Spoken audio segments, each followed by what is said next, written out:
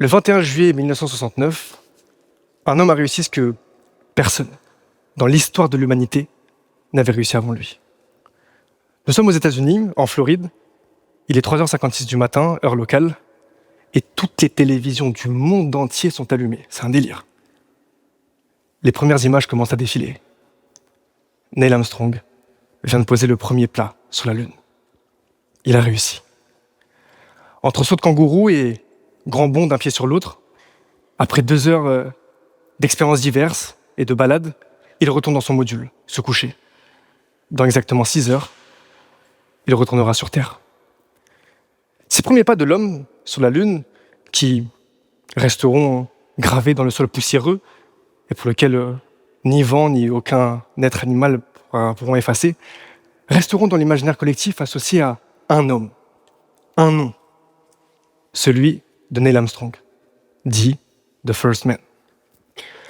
Pourtant, ce soir-là, là-haut, ils étaient 3. Michael Collins, resté en orbite autour de la Lune, dans le module Columbia, seul, et Buzz Aldrin, qui deviendra officiellement le 2e homme dans l'histoire de l'humanité à avoir foulé la Lune. Alors même si le monde entier n'a retenu le nom que d'une seule personne, un seul homme, comme ayant réussi, ce soir-là, aux yeux de Collins et Aldrin, ils étaient 3. Et aux yeux de tous les ingénieurs, tous les ouvriers ayant travaillé sur la mission Apollo 11, ils étaient 156 000. Alors si je vous parle de la conquête spatiale, de la Lune, etc., c'est pas parce que je suis spécialement passionné par ça. Je suis très bien sur Terre, je suis très bien en France, je paye mes impôts en France d'ailleurs, c'est important de le préciser. Mais c'est parce que finalement, le jour où Neil Armstrong a posé ce premier pied sur la Lune, toutes les personnes ayant travaillé des mois durant pour vivre ce moment avaient réussi. Simplement, à une échelle différente. Vous l'aurez compris, la réussite n'est donc qu'une question de point de vue. Et ce soir, j'aimerais vous exposer la mienne. Bon, avant tout, au risque d'en décevoir certains, je ne suis pas Neil Armstrong, donc je vous propose de commencer par des présentations rapides. Moi, c'est Yovan. À 23 ans, j'ai décroché mon premier master de droit, levé un peu plus d'1 million d'euros et créé 3 structures, regroupant aujourd'hui à travers l'Europe plus de 2500 personnes. Delivered, Drest et Mood. 3 structures qui, soit dit en passant, me serviront d'exemple tout au long de ce TEDx. Aujourd'hui, je génère un peu plus de 500 000 euros par an, je voyage 2 à 3 fois par mois, je donne des conférences et je fais du contenu sur les réseaux sociaux qui est suivi par à peu près 250 000 personnes.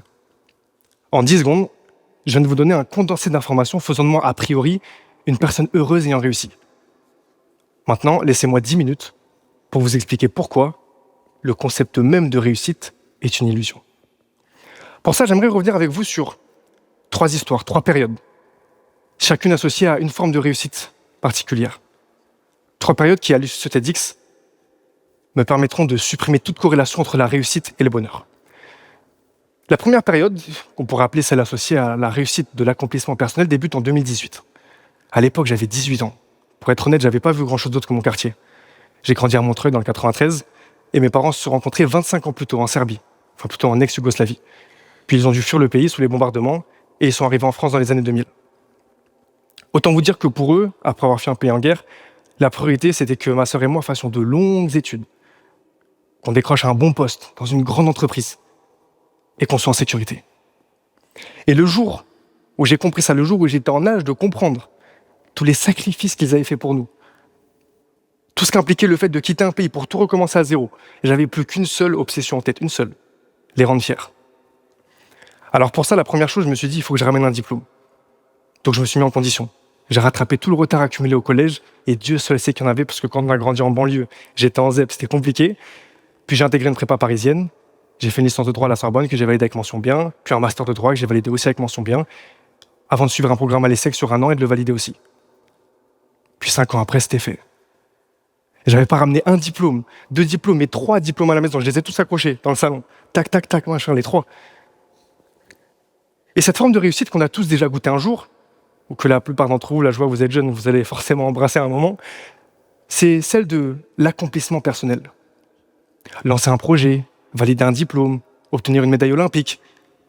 Finalement, c'est ce sentiment de fierté associé au fait d'avoir travaillé, d'avoir réussi et de s'être prouvé avant tout à soi-même que c'était possible. Le problème de cette réussite, c'est que très souvent, elle est éphémère.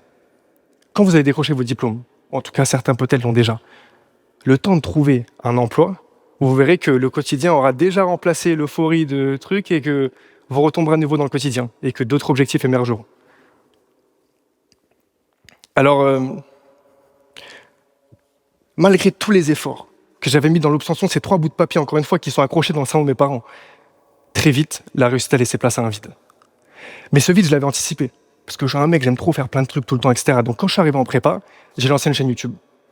Et je ne le savais pas encore, mais cette chaîne YouTube, c'est celle qui allait me permettre d'embrasser une deuxième forme de réussite. La réussite dans le don de soi. Bienvenue dans la deuxième période. Depuis que je suis petit, j'ai toujours été passionné par 2 choses. La vidéo et le fait d'aider les autres. Et comme tout passionné, j'ai commencé extrêmement tôt. À la base, j'ai fait des vidéos avec les potes de mon quartier sur YouTube, vidéos humoristiques, puis j'ai fait des vidéos de magie.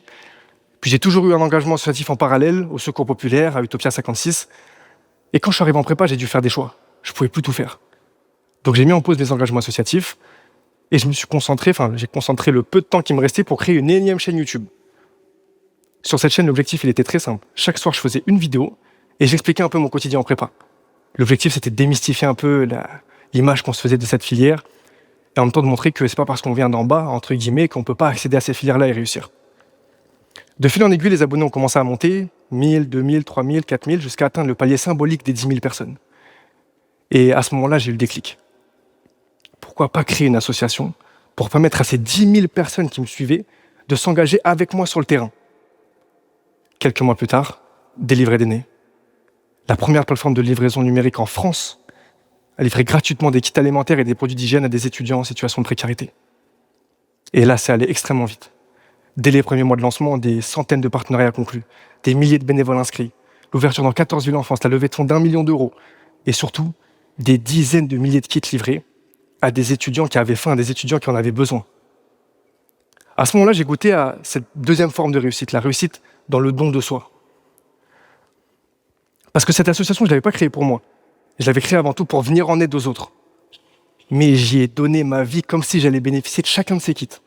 Ça veut dire que quand les gens y rentraient chez eux, ils sortaient boire un verre, ils allaient en soirée, moi j'allais au local. Je travaillais jusqu'à 1h du matin. Je rentrais, je dormais, le lendemain je recommençais. Et j'ai tout filmé. Quand les autres ils partaient en vacances, moi je restais au quartier. J'allais démarcher des enseignes pour trouver de nouveaux partenariats, avoir plus d'invendus et pouvoir livrer plus de kits. Quand les autres allaient travailler pour gagner de l'argent, moi je travaillais bénévolement, je ramassais pas un seul euro. Mais quand une personne vous regarde droit dans les yeux et qu'elle vous dit que si vous n'étiez pas venu la livrer ce soir, peut-être qu'elle n'aurait pas mangé cette semaine, je vous jure qu'à ce moment-là, vous vous dites ah ouais, en fait, peut-être que j'ai réussi et tout ce travail n'était pas vain. Alors 2 ans après avoir créé l'association, quand je vois tout le retour de tous les bénévoles, tous les bénéficiaires qui nous disent qu'il y a des liens qui se sont créés, des couples, des amitiés, ces bénéficiaires qui nous remercient d'avoir pensé à eux, de les avoir nourris, de les avoir accompagnés dans leurs études, je crois qu'avoir créé cette association, c'est la plus belle chose qui me soit arrivée depuis mon enfance. Malgré tout, je trouvais qu'il manquait un truc. Pour, m'étais-je convaincu, goûter enfin pleinement au bonheur. Et ce truc, c'était une 3e forme de réussite, que vous connaissez tous. La réussite matérielle. Quand vous appuyez sur l'accélérateur et que ça fait du bruit derrière. Voilà, c'est de ça dont je veux vous parler.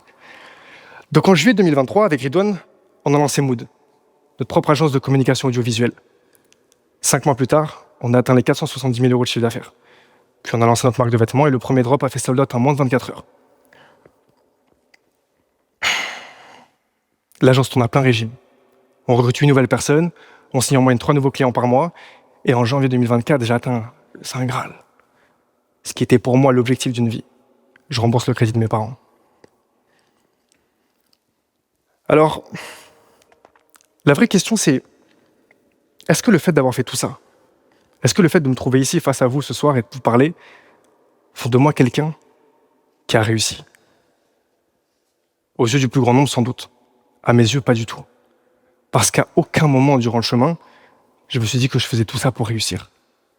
Et je l'ai fait avant tout par passion et par conviction. Alors oui, des personnes plus riches, plus méritantes et en plus de papiers accrochés, plus de diplômes, machin, il y en a plein. C'est sûr, j'en doute pas. Mais qu'importe. Parce qu'une vie n'est pas faite pour être réussie. Elle est faite pour être vécue, tout simplement. À vous de choisir comment vous voulez vivre la vôtre. Merci à tous.